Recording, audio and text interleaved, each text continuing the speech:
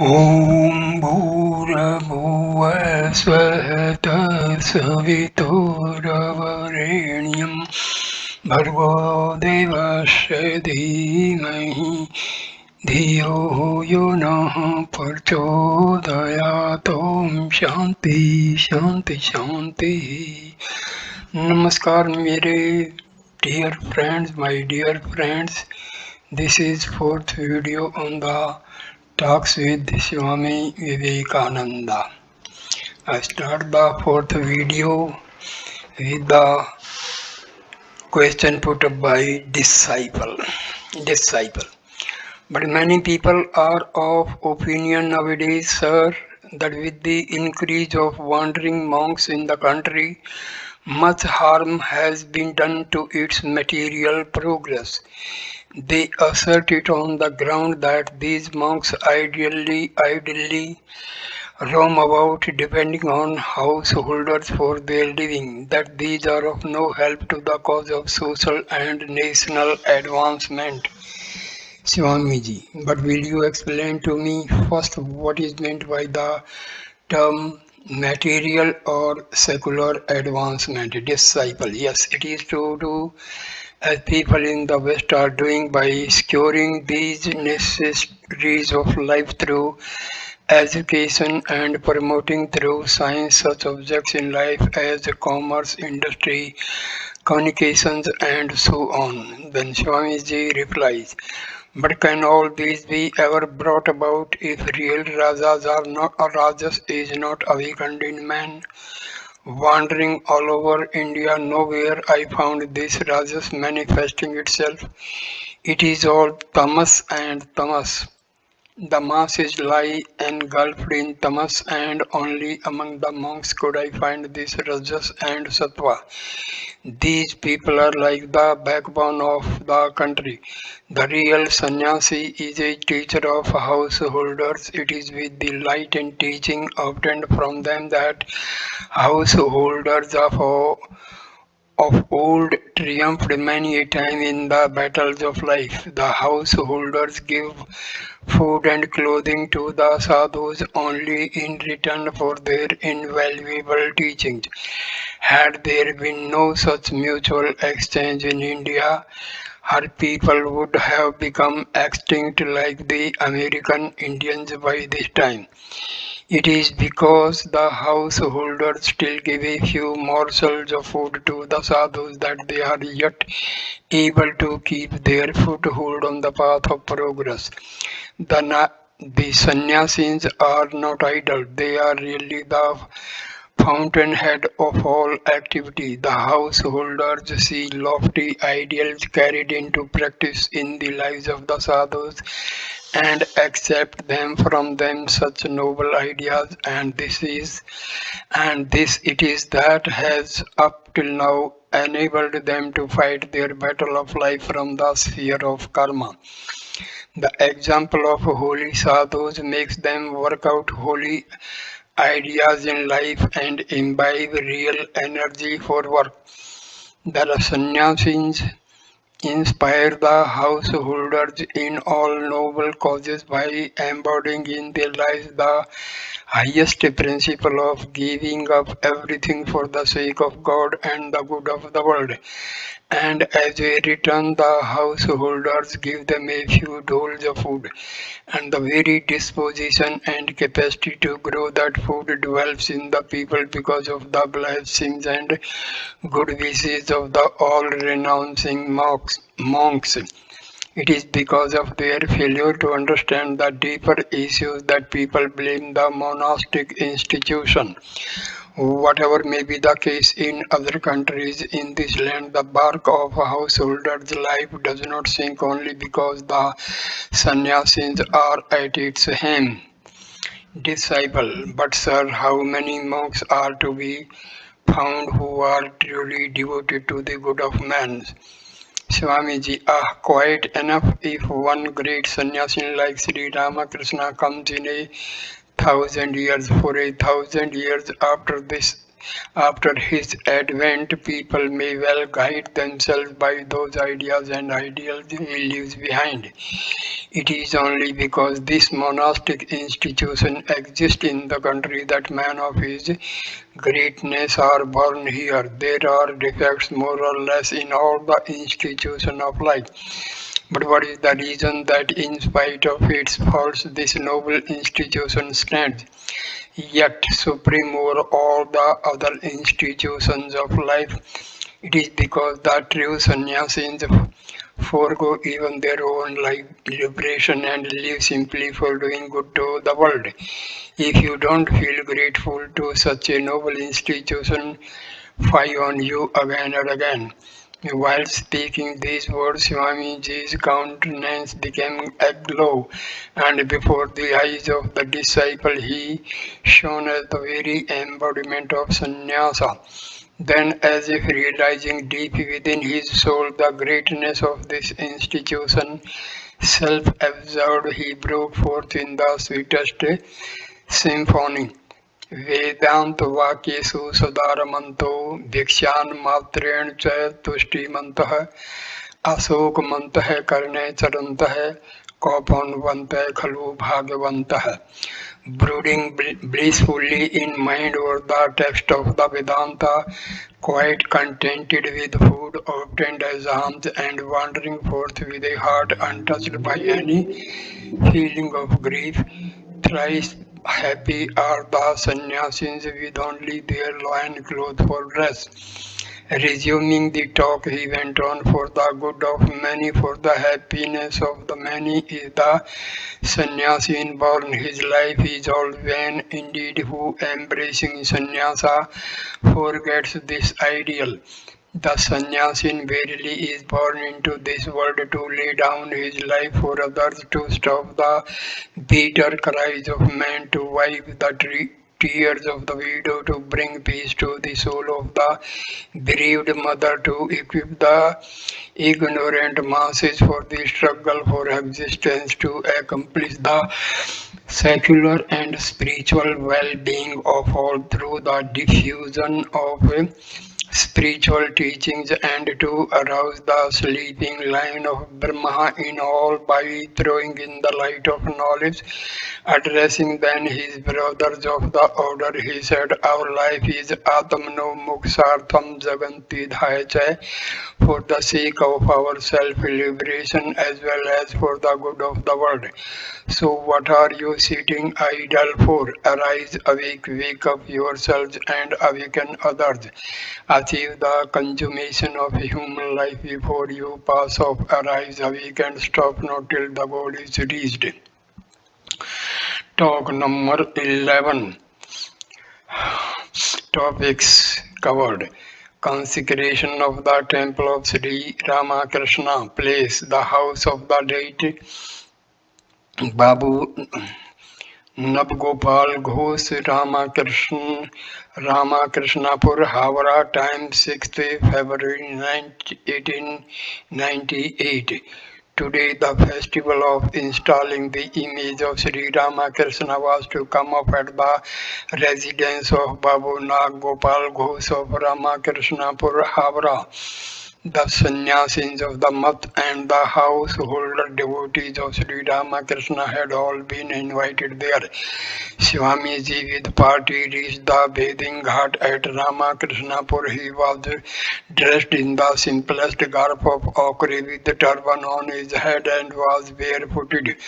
On both sides of the road were standing multitudes of people to see him. Swamiji commenced singing the famous nativity hymn on Sri Ramakrishna, who art thou laid on the lap of a poor Brahmin mother, etc., and headed a procession, himself playing on the khol. All the devotees assembled there followed, joining in the chorus. Shortly after the procession reached its destination, Swamiji went upstairs to see the chapel. The chapel was floored with marble. In the center was the throne, and upon it was the porcelain image of Sri Ramakrishna. The arrangement of materials was perfect, and Swamij was much pleased to see it. The wife of Nabagopal Babu prostrated herself before Swamiji with the other female members of the house and then took to fanning him. Hearing Swamiji speaking highly of every arrangement, she addressed him and said, "What have we got to entitle us to the privilege of worshipping Thakur? A poor home and poor means. Do bless us, please, by installing him here out of your own kindness." In reply to this, Swamiji jokingly said, "Your Thakur never had in his 14 generations such a marble floored house to live in. He had his birth in that rural thatched cottage and lived his days on indifferent means. And if he does not live here so excellently served, where else should he live?" Swamiji's words made everybody laugh out. Now, with his body rubbed with ashes and gracing the seat of the priest, Swamiji himself conducted the worship with Swami Prakashananda to assist him. After the worship was over, Swamiji, while still in the worship room, composed extempore this mantra for prostration before Bhagava Sri Ramakrishna. स्थापकाय च धर्मस्य सर्वधर्म स्वरूपिणे अवतार वरिष्ठाय रामकृष्णाय ते नमः. I bow down to Ramakrishna, who established the religion, embodying in himself the reality of all religions and being thus the foremost of divine incarnations. All prostrated before Sri Ramakrishna with this mantra. In the evening, Swamiji returned to Bagh Bazar. Talk number 12. Guru Gobind Singh Psychic Powers. Place Balram Babu's residence, Calcutta, year 1898. Swamiji had been staying during the last 2 days at Balram Babu's residence at Bagh Bazar. He was taking a short stroll on the roof of the house, and the disciple with 4 or 5 others was in attendance. While walking to and fro, Swamiji took up the story of Guru Gobind Singh and with his great eloquence touched upon the various points in his life, how the revival of Sikh sect was brought about by his great renunciation, austerities, fortitude, and life-consecrating labors, how by his initiation he re-Hinduized Mohammedan converts and took them back into the Sikh community, and how on the banks of the Narmada he brought his wonderful life to a close, speaking of the great power that used to be infused in those days into the initiates of Guru Gobind. Swamiji recited a popular Doha couplet of the Sikhs. 1.25 पर एक चढ़ाऊं जब गुरु गोविंद नाम सुनाऊं. The meaning is when Guru Gobind gives the name, that is the initiation, a single man becomes strong enough to triumph over 1.25 lakhs of his foes. Each disciple, deriving from his inspiration a real spiritual devotion, had his soul filled with such wonderful heroism. While holding forth thus on the glories of religion, Swamiji's eyes, dilating with enthusiasm, seemed to be emitting fire, and his hearers, dumb-stricken and looking at his face, kept watching the wonderful sight.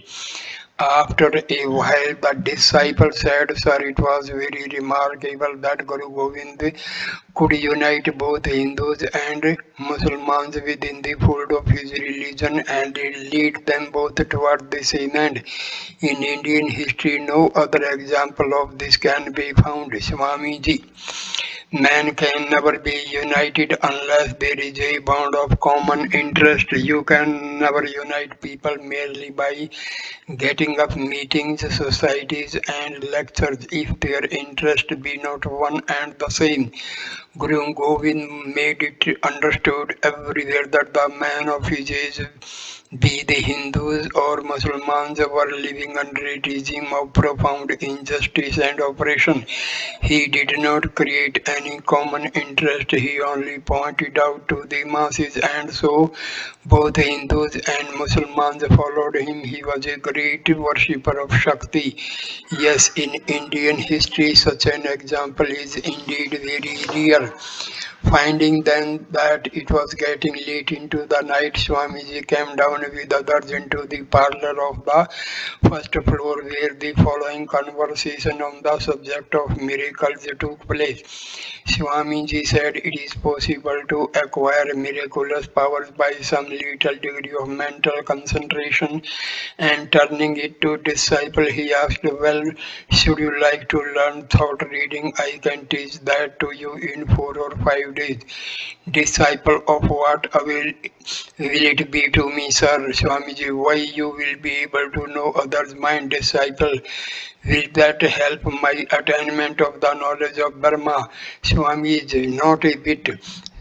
Disciple, then I have no need to learn that science. But sir, I would very much like to hear about what you have yourself seen of the manifestation of such psychic powers. Swamiji, on once when traveling in the Himalayas, I had to take up my abode for a night in a village of the hill people. Hearing the beating of drums in the village sometime after nightfall, I came to know upon enquiring of my host that one of the villagers had been possessed by a Devta or good spirit. To meet his importunate wishes and to satisfy my own curiosity, we went out to see what the matter really was. Reaching the spot, I found a great concourse of people. A tall man with long bushy hair was pointed out to me, and I was told that person had got the Devta on him. I noticed an axe being heated in fire close by the man, and after a while I found the red hot thing being seized and applied to parts of his body and also to his hair. But wonder of wonders, no part of his body or hair thus branded with the red hot axe was found to be burnt, and there was no expression of any pain in his face.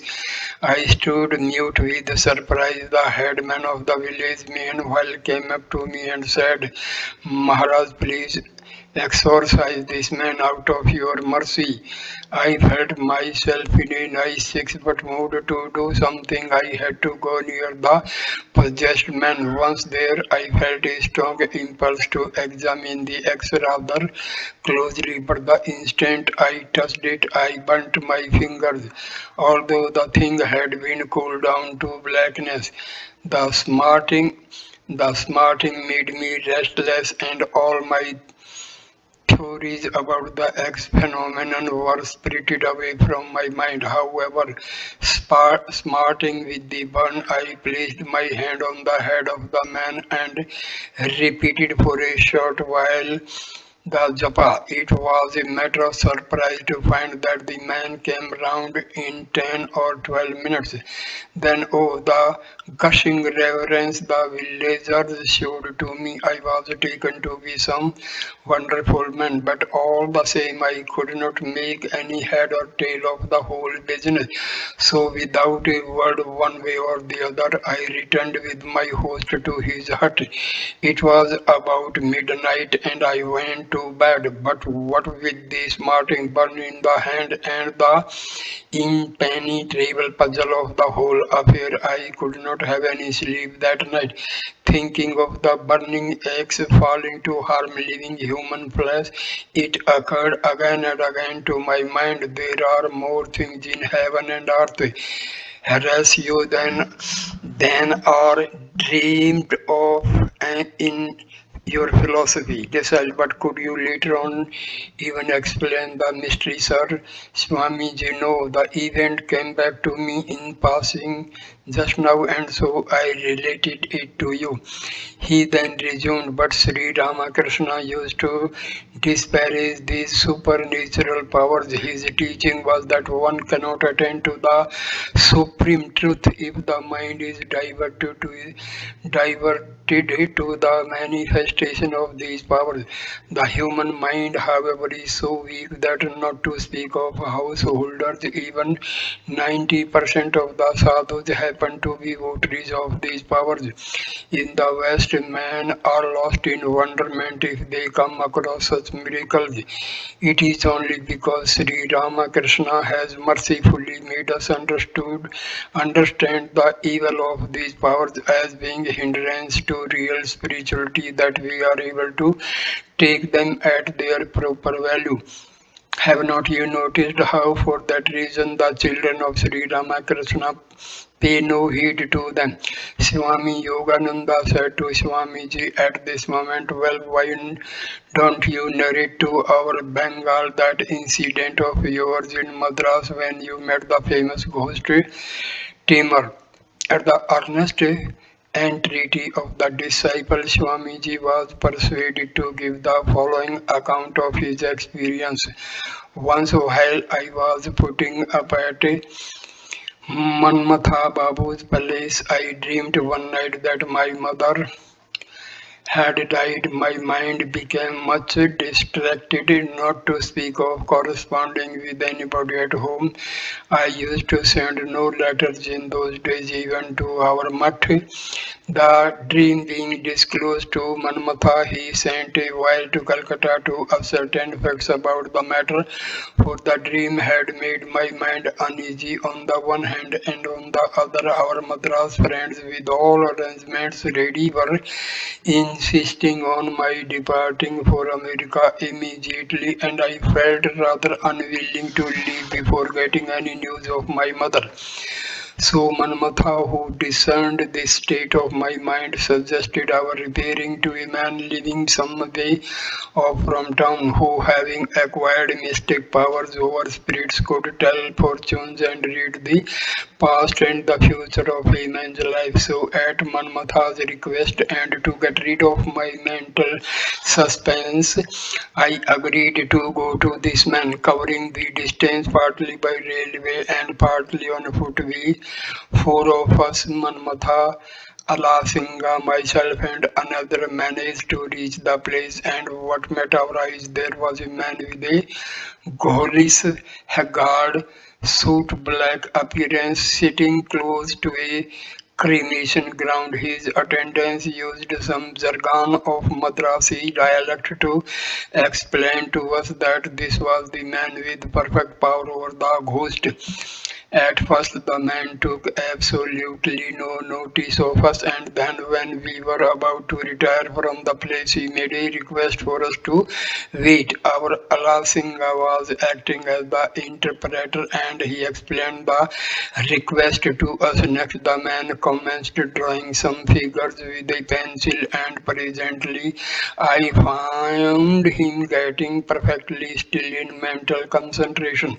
Then he began to give out my name, my genealogy, the history of my long line of forefathers, and said that Sri Ramakrishna was keeping close to me all through my wanderings, intimating also to me good news about my mother. He also foretold that I would have to go very soon to far off lands for preaching religion. Getting good news thus about my mother, we all travelled back to town, and after arrival there received by wire from Calcutta the assurance of mother's doing well.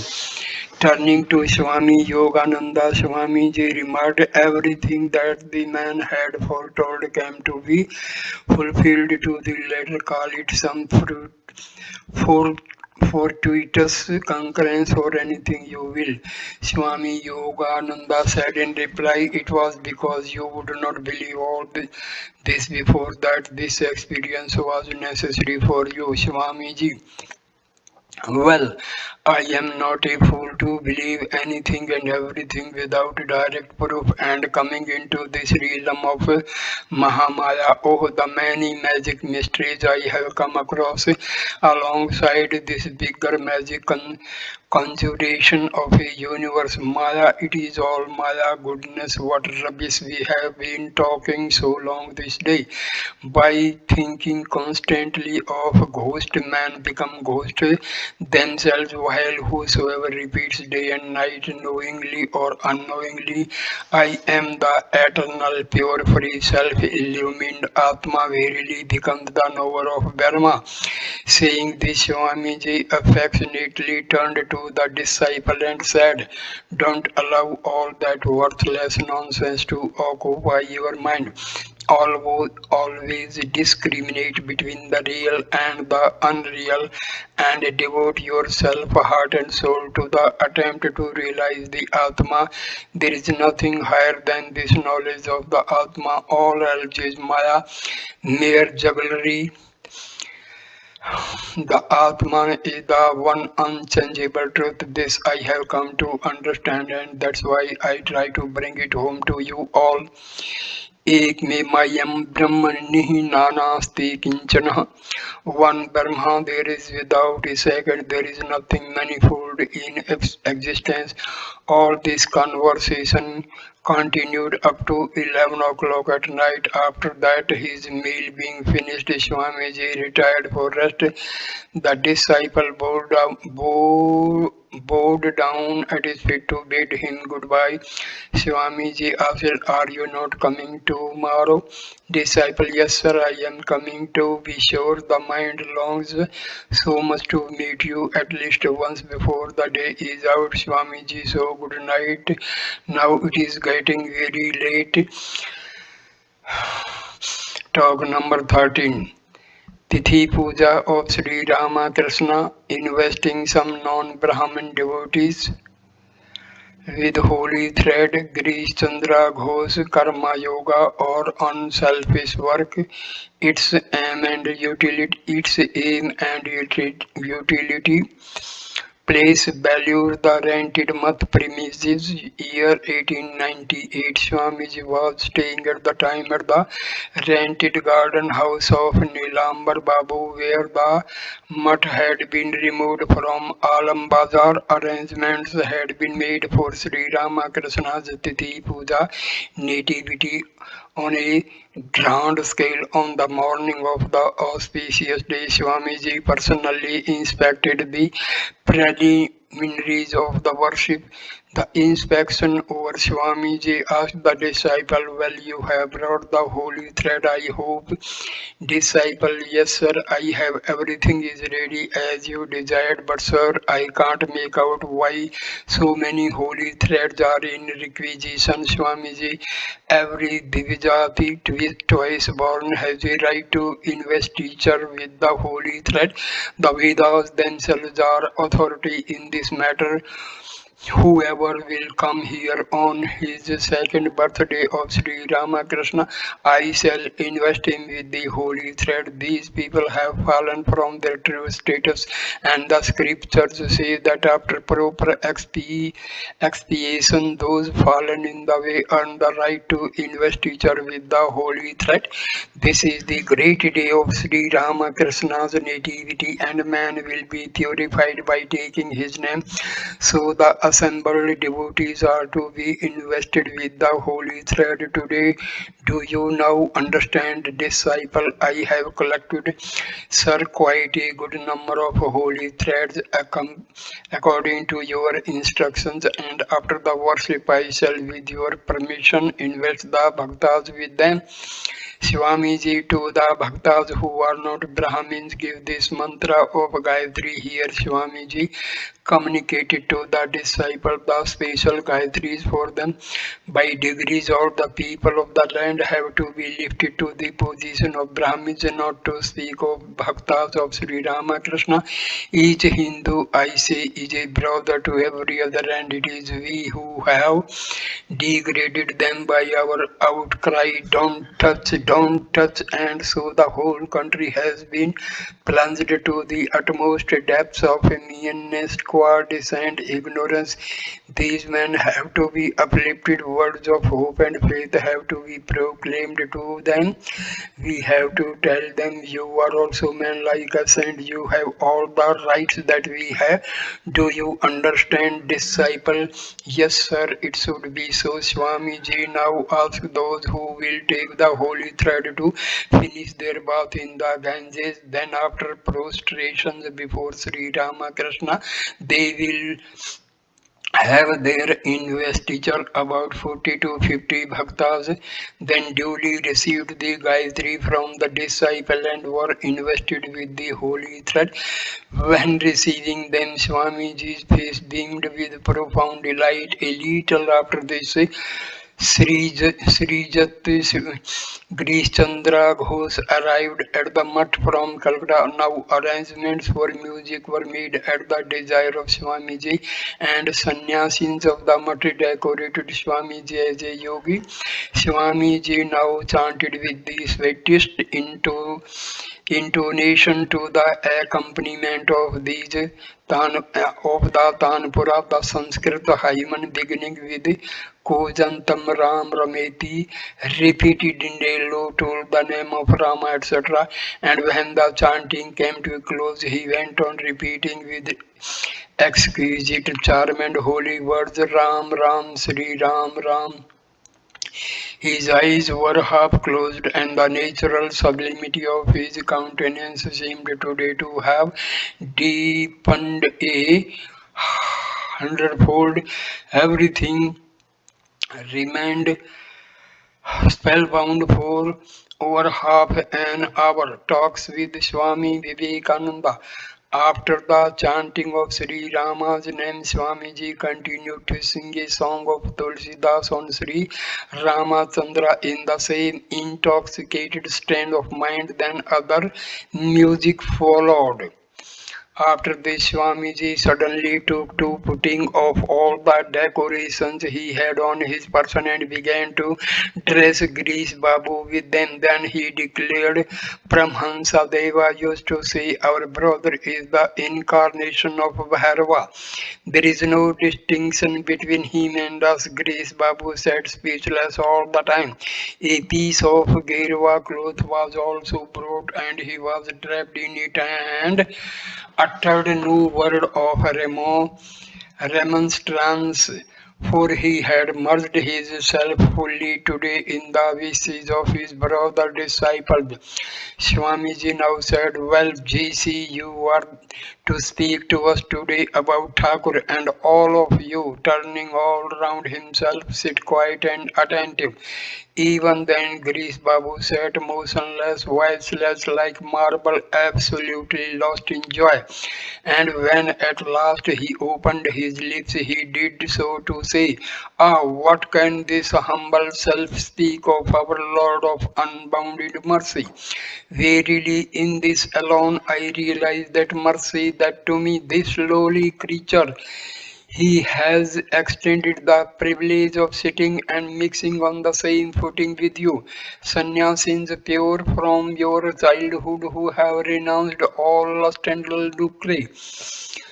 While speaking thus, the words choked in his throat and he could not speak any more. After this, some pieces of Hindi music were rendered by Swamiji. The devotees were now called to partake of refreshments. After refreshment, Swamiji came and took his seat in the parlor on the ground floor, and all the many visitors sat round him. According to a householder friend who had his investiture with the holy thread, that day Swamiji said, really you all belong to the twice born caste, only it is long since you lost your status.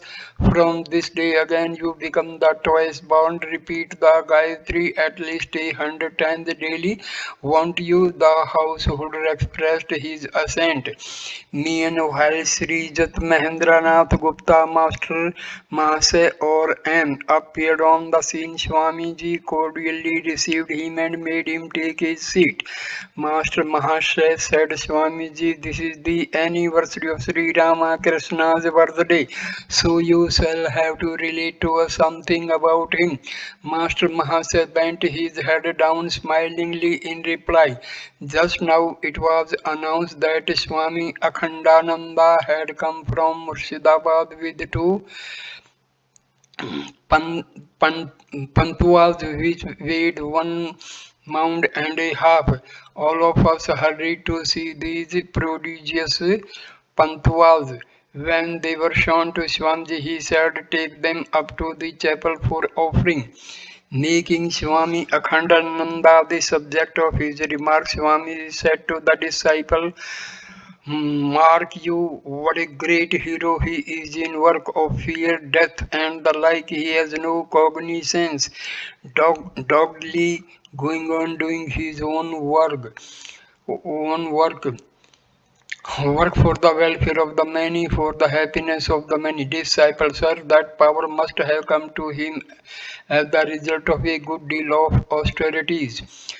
Swamiji, true power comes of austerities, but again, working for the sake of others itself constitutes tapasya, practice of austerity.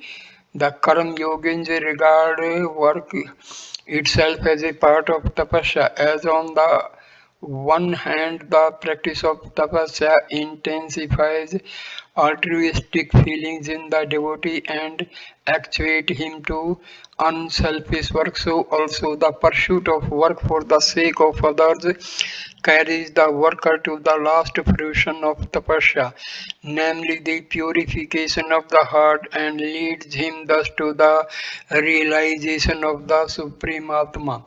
Disciple, but sir, how few of us can work wholeheartedly for the sake of others from the very outset? How difficult it is for such broad-mindedness to come at all as will make man sacrifice the desire for their own happiness and devote their lives for others. Swamiji, and how many have their minds going after tapasya with the attraction for lust and lucre working the other way? How many long for the realization of God? In fact, disinterested work is quite as difficult as tapasya. So you have no right to say anything against those who go in for work in the cause of others. If you find tapasya to be to your liking, well, go on with it. Another may find work as congenial to him, and you have no right to make a prohibition in his case. You seem to have the settled idea in your mind that work is no tapasya at all. Disciple, yes sir, before this I used to mean quite a different thing by tapasya. Swamiji, as by continuing our religious practices we gradually develop a certain determined tendency for it. So by performing disinterested work over and over again, even unwillingly, we gradually find the will merging itself in it. The inclination to work for others develops in this way. Do you see? Just do some such work even though unwillingly, and then see if the actual fruit of tapasya is realized within or not. As the outcome of work for the sake of others, the angularities of the mind get smoothened down and men are gradually prepared for sincere self-sacrifice for the good of others. Disciple, but sir, what is the necessity at all for doing good to others? Swamiji, well, it is necessary for one's own good. We become forgetful of the ego when we think of the body as dedicated to the service of others, the body with which most complacently we identify the ego, and in the long run comes the consciousness of disembodiedness. The more intently you think of the well-being of others, the more oblivious of self you become. In this way, as gradually your heart gets purified by work, you will come to feel the truth that your own self is pervading all beings and all things. Thus, it is that doing good to others constitutes a way, a means of revealing one's own self or Atma. Know this also to be one of the spiritual practices, a discipline for God realization. Its aim also is self realization, exactly as that aim is attained by jnana knowledge, bhakti, devotion, and so on. So, also by work for the sake of others. Disciple, but sir, if I am to keep thinking of others day and night, when shall I contemplate on the Atma? If I rest wholly occupied with something particular and relative, how can I realize the Atma which is absolute? Swamiji, the highest aim of all disciplines, all spiritual paths is the attainment of the knowledge of Atma. If you, by being devoted to the service of others and by getting your heart purified by such work, attain to the vision of all beings as the self, what else remains to be attained in the way of self-realization? Would you say that self-realization is the state of existing as inert matter, as this wall or as this piece of wood, for instance? Disciple, though that is not the meaning, yet what the scriptures speak of as the withdrawal of the self into its real nature consists in the arresting of all mind functions and all work. Swamiji, yes, this samadhi of which the scriptures speak is a state not at all easy to attain. When very rarely it appears in somebody, it does not last for long. So, what will he keep himself occupied with?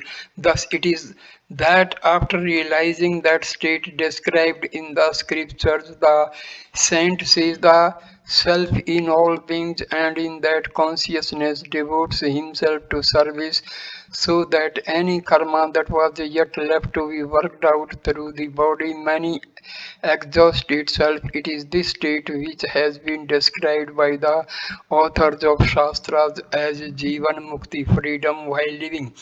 Disciple, so after all it comes about, sir, that unless this state of Jivan Mukti is attained, work for the sake of others can never be pursued in the truest sense of term. Swamiji, yes, that is what the Shastras say, but they also say that work or service for the good of others leads to the state of Jivan Mukti. Otherwise, there would be no need on the part of the Shastras to teach us a separate path of religious practices called the Karma Yoga. The disciple now understood the point and became silent, and Swamiji, giving up the topic, commenced rendering in a voice of superhuman sweetness the song composed by Babu Grish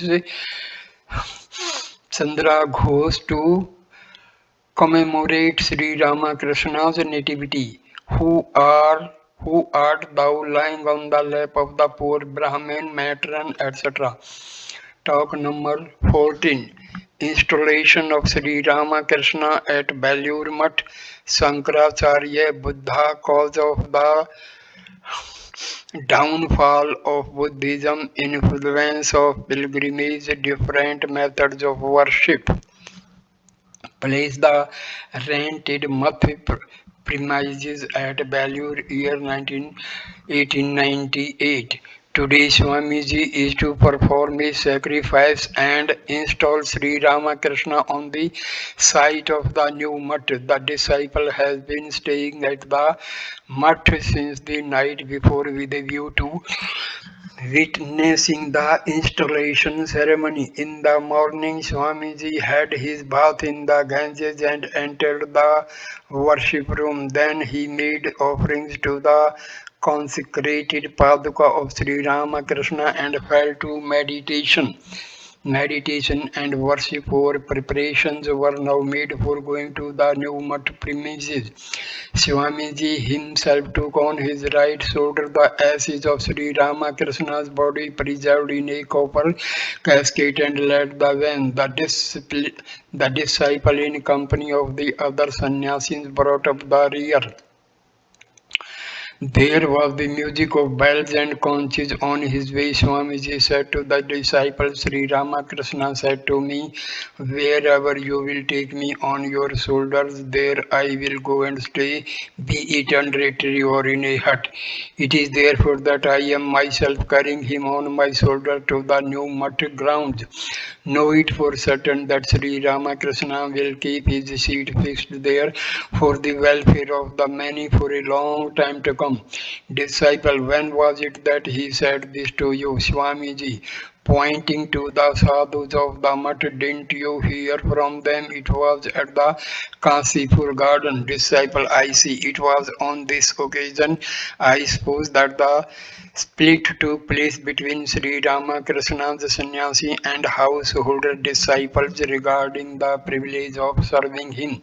Swamiji, yes, but not exactly a split. It was only a misunderstanding, that's all. Rest assured that among those that are Sri Ramakrishna's devotees and have truly obtained his grace, there is no sect or schism. There cannot be they householders or sannyasis. As to that kind of slight misunderstanding, do you know what it was due to? Well, each devotee colored Sri Ramakrishna in the light of his own understanding, and each forms his own idea of him from his peculiar standpoint. He was as it were a great sun, and each one of us is eyeing him as it were through a different kind of colored glass and coming to look upon that one sun as party colored. Of course, it is quite true that this leads to schism in course of time, but then such schisms rarely occur in the lifetime of those who are fortunate enough to have come in direct contact with an avatara. The effulgence of that personality who takes pleasure only in his self dazzled their eyes and sweeps away pride, egotism, and narrow-mindedness from their minds. Consequently, they find no opportunity to create sects and party factions. They are content to offer him their heart's worship, each in his own fashion. Disciple, so do the devotees of the Avatara then view him differently, notwithstanding their knowing him to be God? And does this lead to the succeeding generations of their followers to limit themselves within narrow bounds and form various little sects? Swamiji, quite so. And sects are bound to form in course of time. Look, for instance, how the followers of Chaitanya Deva have been divided into 200 or 300 sects, and those of Jesus hold thousands of creeds. But all those sects without exception follow Chaitanya Deva or Jesus and none else. Disciple, then perhaps Sri Ramakrishna's followers too will be divided in the course of time into various sects, Swamiji. Well, of course, but then this mutt that we are building will harmonize all creeds, all standpoints, just as Sri Ramakrishna held highly liberal views. This mutt too will be a center for propagating similar ideas. The blazing lights of universal harmony that will emanate from here will flood the whole world. While all this was going on, the party reached the mutt premises. Swamiji took the casket down from his shoulder, placed it on the carpet spread on the ground, and bowed before it, touching the ground with his forehead. Others too followed suit. The Swamiji again sat for worship. After going through the puja, he lighted the sacrificial fire, made oblations to it, and himself cooking paisa, milk rice with sugar, with the help of his brother disciples, offered it to Sri Ramakrishna. Probably also he initiated certain householders on the spot that day. All this ceremony being done, Swamiji cordially addressed the assembled gentlemen and said, Pray to all of you, heart and soul, to the holy feet of Sri Ramakrishna, that the great avatara of this cycle, that he may, for the welfare of the many and for the happiness of the man, Bahujan Hitaya, Bahujan Sukhaya, reside in this holy spot from this day for a great length of time and ever continue to make it the unique center of harmony amongst all religions. Everyone prayed like that with folded palms. Swamiji next called the disciple and said, "None of us sannyasis have any longer the right to take back this casket of Sri Ramakrishna, for we have installed him here today. It behoves on you, therefore, to take it on your head back to Nilambar Babu's garden."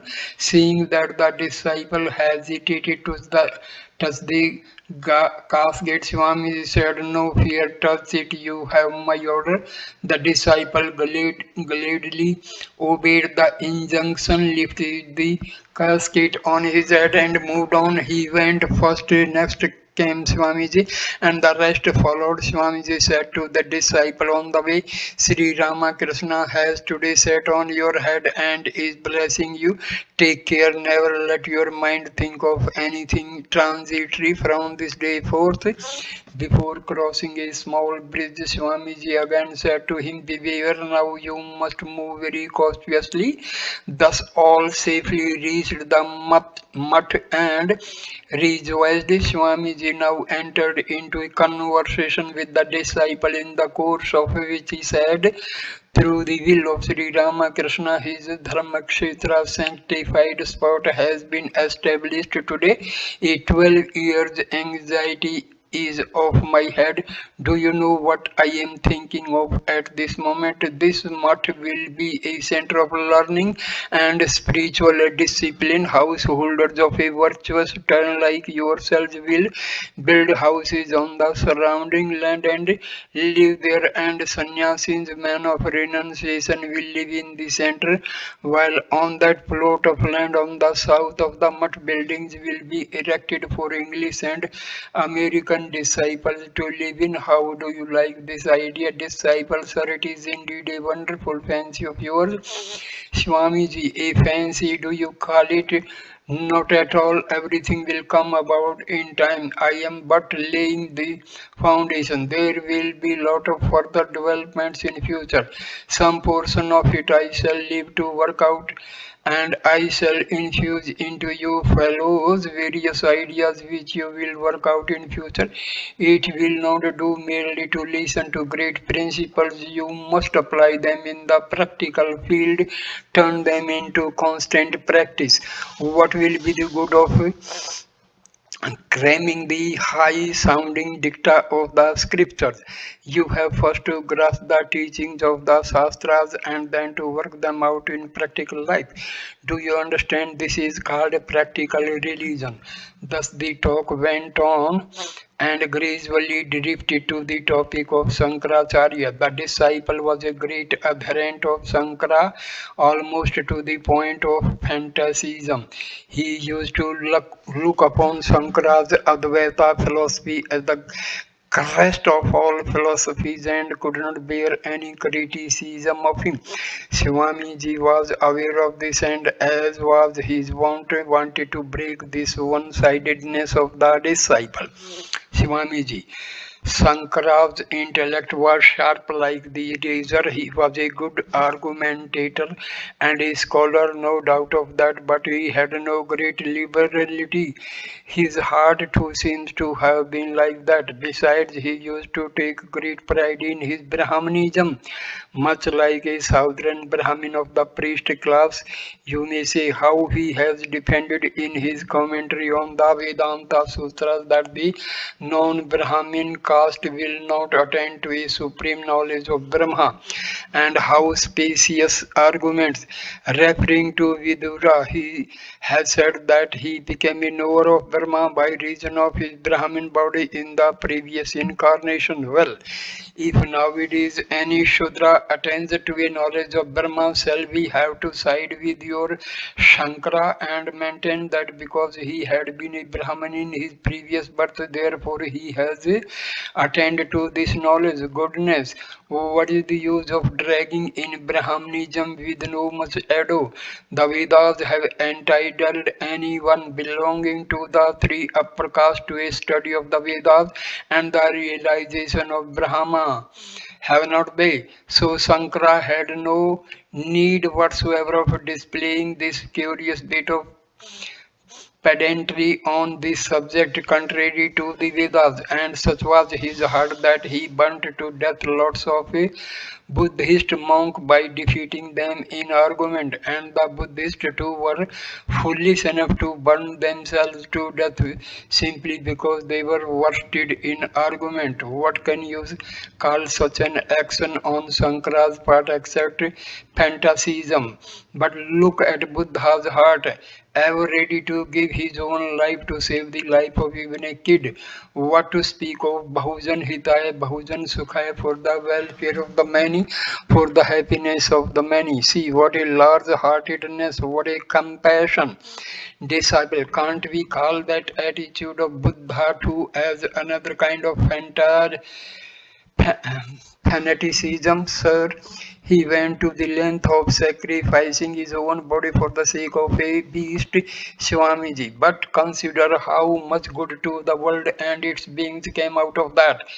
Fanaticism of his, how many monasteries and schools and colleges, how many public hospitals and veterinary refuges were established, how developed architecture became. Think of that. What was there in this country before Buddha's advent? Only a number of religious principles recorded on bundles of palm leaves, and those too known only to a few. It was Lord Buddha who brought them down to the practical field and showed how to apply them in the everyday life of the people. In a sense, he was the living embodiment of true Vedanta disciple. But, sir, it was he who, by breaking down the Varnasrama Dharma duty according to caste and order of life, brought about a revolution within the fold of Hinduism in India, and there seems to be some truth also in the remark that the religion we preached was for this reason banished in course of time from the soil of India. Swamiji, it was not through his teachings that Buddhism came to such degradation, it was the fault of his followers. By becoming too philosophic, they lost much of their breadth of heart. Then gradually the corruption known as Vamachara, unrestrained mixing with women in the name of religion, crept in and ruined Buddhism. Such diabolical rites are not to be met with any modern tantra. One of the principal centers of Buddhism was Jagannath Puri, and you have simply to go there and look at the abominable figures carved on the temple walls to the convinced of this. Puri has come under the sway of the Vaishnavas since the time of Ramanuja and Sri Chaitanya. Through the influence of great personages like these, the place now wears an altogether different aspect. Disciples, sir, the Shastras tell us of various special influences attaching to places of pilgrimage. How far is this claim true?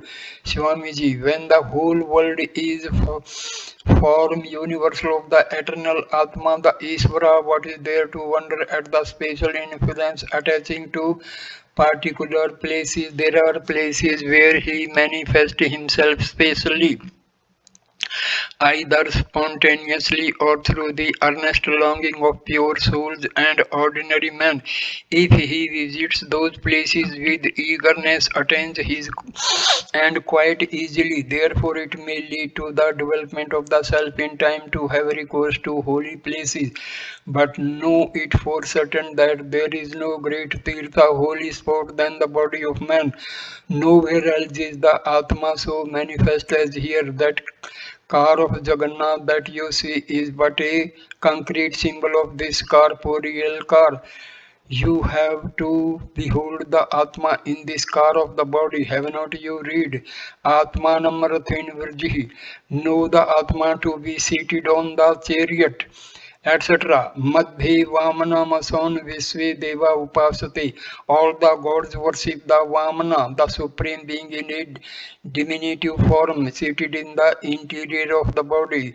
The sight of the Atma is the real vision of Jagannatha, and the statement Rathe Vamanam Drashta Punarjanam Navidyate. Seeing the Vamana on the car, one is no more subject to rebirth. Means that if you can visualize the Atma which is within you and disregarding which you are always identifying yourself with this curious mass of matter, this body of yours, if you can see that, then there is no more rebirth for you. If the sight of the Lord's image on a wooden frame were confirm liberation on people, then crores of them would be liberated every year, especially with such facility of communication by rail nowadays.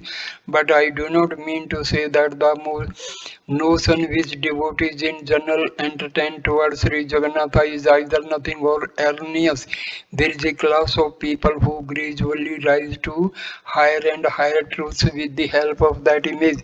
So it is an undoubted fact that in and through that image there is a special manifestation of the Lord. Disciple, sir, are there different religions than for the ignorant and the wise? Swamiji, quite so. Otherwise, why do your scripture go to such lengths for the specification of the qualifications of an aspirant? All is truth, no doubt, but relative truth different in degrees. Whatever man knows to be truth is of a like nature. Some are lesser truths, other higher ones in comparison to them, while the absolute truth is God alone. This Atma is altogether dormant in matter in man, designated as a living being. It is partially conscious, while in personages like Sri Krishna, Buddha, and Sankara, the same Atma has reached the superconscious stage. There is a state even beyond that which cannot be expressed in terms of thought or language. Avang Manso Gocharam. Disciples, sir, there are certain bhakti sects who hold that we must practice devotion by placing ourselves in a particular attitude or relation with God. They do not understand anything about the glory of the Atma and so forth, and exclusively recommend this constant devotion attitude. Shivanji, what they say is true to their own case. By continued practice along this line, they too shall feel an awakening of Brahma within them. And what we sannyasins are doing is another kind of practice. We have renounced the world, so how will it suit us to practice by putting ourselves in some worldly relation, such as that of mother or father or wife or son and so forth, with God? To us, all these ideals appear to be narrow. Of course, it is very difficult to qualify for the worship of God in His absolute, unconditioned aspect. But must we go in for poison because we get no nectar? Always talk and hear and reason about this Atma. By continuing to practice in this way, you will find in time that the lion Brahma will wake up in you too. Go beyond all those relative attitudes, mere sports of the mind. Listen to what Yama says in the Katha Upanishad. Uttishtat Jagrit Prapahvara Nidbhodataha. Arise, awake, and stop not till the goal is reached. Here the subject was brought to a close. The bell for taking prasada rang, and Swamiji went to partake of it, followed by the disciple. So I end the video here. The next video will start with the talk number 15. So thank you my dear friends for watching this video. Please like, comment and share the video and subscribe the channel. Thanks a lot. Namaskar. Namaste.